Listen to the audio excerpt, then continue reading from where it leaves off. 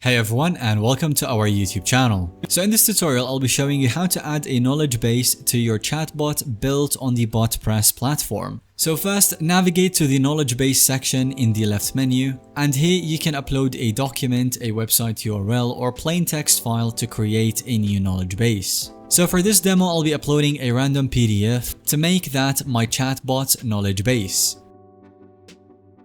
Once uploaded, you can name the knowledge base something descriptive and then add further details in the description field so that collaborators understand what it contains. Next up, within any dialog flow, make sure the Enable Knowledge option is checked for any nodes where you want your bot to query the knowledge base. This basically tells Botpress to check the uploaded document for answers before falling back to the other dialog logic. So now let's test the bot out. I'm going to ask it a question about the document and see if it gets it correctly. After a moment, my bot should correctly respond with the answer pulled from the PDF, demonstrating that the knowledge base integration is working properly.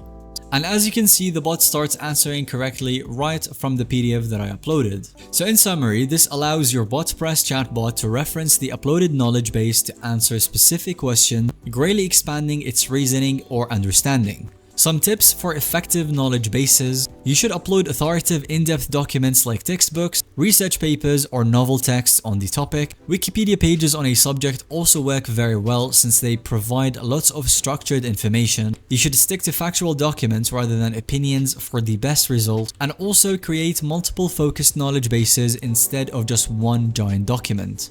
Let us know if you need any more clarification or have any questions regarding this topic. We'll be happily answering the comments or even making a new video on Botpress to cover the entire topic. If you found this video to be helpful or enjoyable to watch, let us know by leaving a thumbs up on it and then subscribing so you don't miss out on any future content that we make.